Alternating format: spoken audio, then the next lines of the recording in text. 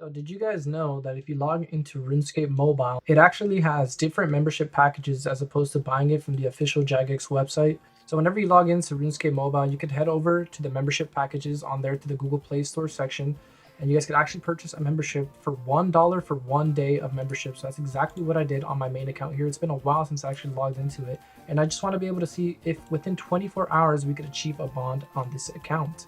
Now I am going to be using all the gear I have available to me just because it doesn't really make sense for me to start from 0 GP right now, because I've done plenty of series like that where I start from 0 GP and try to work my way up. So in this case, we're going to try to start as a basic rebuild. We only have 33 mil in the pouch, but we're not going to use this money towards the bond. We're only going to use the gear we have available to us in our bank. Okay, so this is the gear I decided to take for this method. We're going to be using some range-based gear. So we have some Dracolith here with some, the Zuck Cape and our basic range weapons and everything. Okay, so for the first method we're going to be trying, it's one of my favorite methods to actually go ahead and do. If you guys seen my previous money-making methods, you guys will probably be familiar with what I'm going to go be doing. But for this method, we're going to be using our ranged.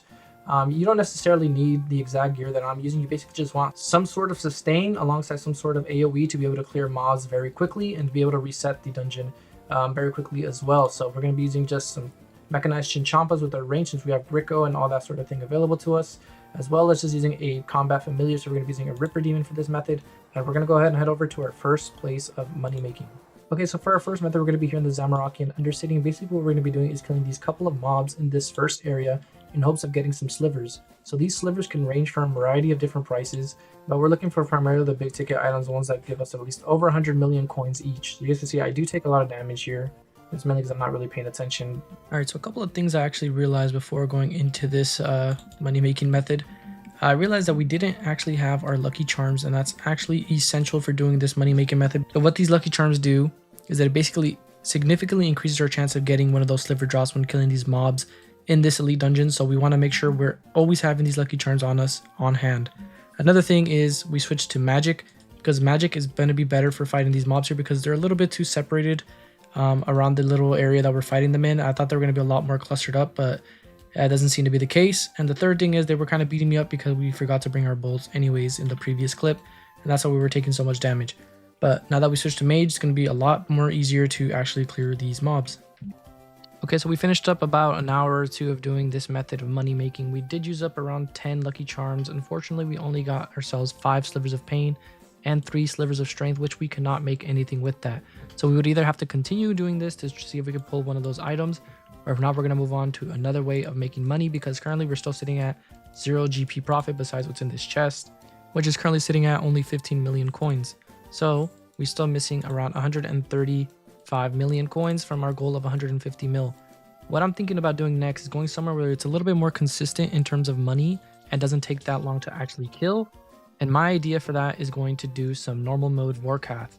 Now the reason I say normal mode and not hard mode is because the difference on the wiki, according in terms of money, is only about a 10 mil difference per hour that you're actually making at hard mode versus normal mode. And normal mode is a lot more consistent in terms of kills, while hard mode is like, it's just miserable to be killing, especially alone.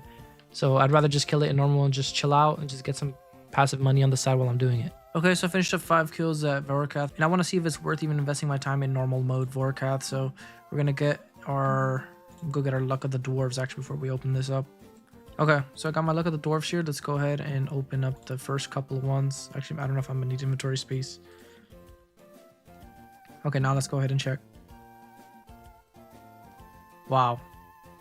No way, our first one we opened, we got Invoke Bones of Incantation Codex. What? No way. Well, I mean, we're basically done with the video already. I actually thought this video was going to take a lot longer than it actually did. But 300 mil off this first chest that we opened. That's RNG for you, I guess. We'll open up the last 4 and see what we end up getting, though. 124k, 66k, 140, and 170. Okay, so we got less than 1 million coins from doing 5 kills of Vorkath, if we don't include the Lord of Incantations Codex that we just got. So let's go ahead and go to the Grand Exchange and sell off this item. But this is basically what we're hoping for, right? We're hoping from some sort of drop from some sort of boss within 24 hours to be able to afford a bond. So I'm gonna leave this for mid price. Does it sell?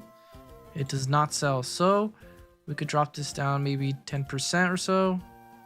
And it also doesn't sell. So I guess I'll just leave it there for a little bit. see if it sells. If not, then I'll probably lower it down a little bit more, and I'll come back once it finishes selling. And we managed to sell it off for 243 million coins. So now if we go here towards a bond, we can see a bond is worth around 150 million. So we could go ahead and confirm this, and we'll leave that to buy. This will definitely buy over time, so we'll just leave it there.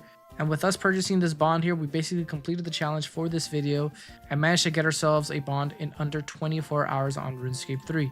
Now, this is very possible to do in mid-level as well. However, you're not going to have access to a lot of the end game bosses, such as I do, since they're going to be a little bit more difficult to kill unless you have a clan or friends or something to go along with you to make the boss a whole lot easier for you to do.